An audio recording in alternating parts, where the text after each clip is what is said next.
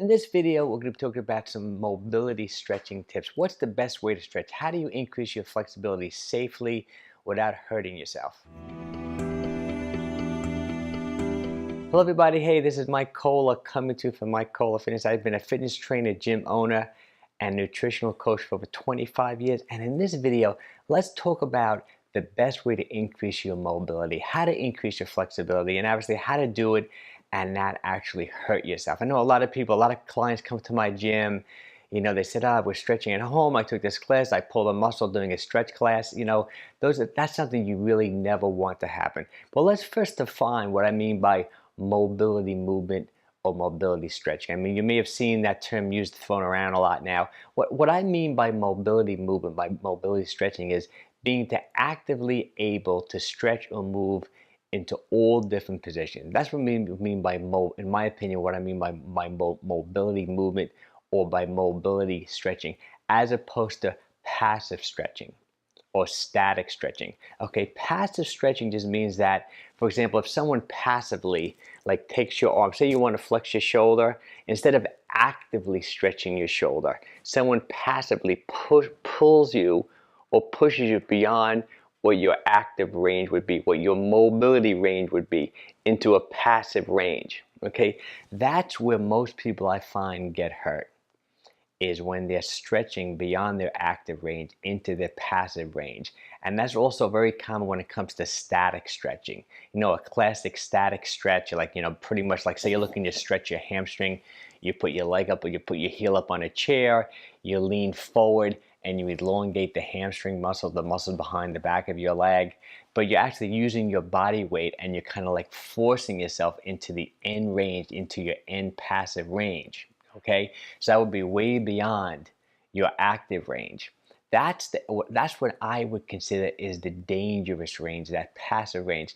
Now, there are reasons why you might want to go into your passive range. For example, say you've had an operation, say you had a knee operation, say you had a knee replacement, and you're working with a physical therapist post-op, after the operation. He wants to make sure that you're not going to form scar tissue, he or she, so, they're a skilled technician. They may want to passively, flex and extend your knee for full range of motion into those passive ranges. But for most people, I think most people should spend most of their time doing more mobility movement, doing more active type stretching. Just look at it like this.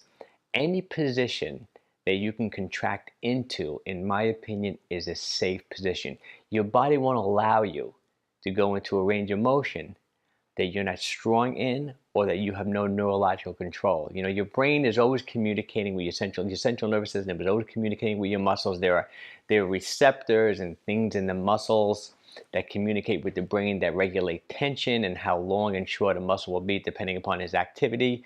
So when you're contracting into these positions, that's your active range of motion. That's why I always say, when you're working out, when you're lifting weights, when you're doing resistance work, for example, say you're rowing something, what are you doing? You're stretching the whole anterior while contracting the posterior. That's pretty much how the body works.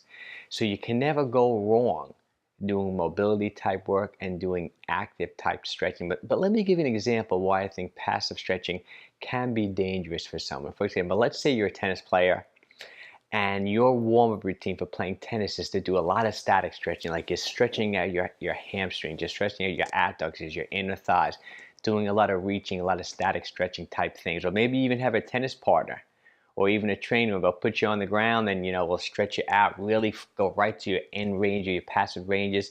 So now you're ready to play tennis and you feel kind of loose, okay? Like your thighs feel loose, your inner thighs feel loose.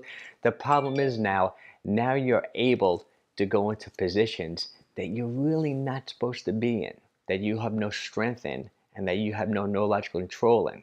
Okay, for example, if someone would come to me, like first time I have a new client come to me, I put them on a treatment table, but also something called a muscle activation technique specialist. I've taken a 10-month internship years ago in MAT, muscle activation technique, and I've also taken the jump starts, which is kind of an isometric approach to using muscle activation techniques. We're going to address that a little bit later in the video. But say a new client comes to me and I put them on a treatment table, like a massage table, okay? And I'm testing their range of motion. And I'll take them to their passive ranges of motion. For example, I'll flex their shoulder First, I'll have them actively lift the shoulder, and this is as far as they can do in shoulder flexion, but then I can passively take them beyond that range. Now, the first thing I'll do is I'll test their strength in the end range of their passive range. And if they don't have any strength there, that tells me, okay, that's a range you don't want to go into. Okay, I'll also, and how I might strengthen that range, for example, is do isometrics. That's a great way to strengthen the range. So if someone can only actively flex the shoulder this far, and then I can passively take them a few degrees further, okay, I want to create strength in that range. So then I would pretty much do isometric contraction. I'd have them push against my hand, hold it for 5 seconds, release, hold it for 5 seconds. That's a great way of extending your active range.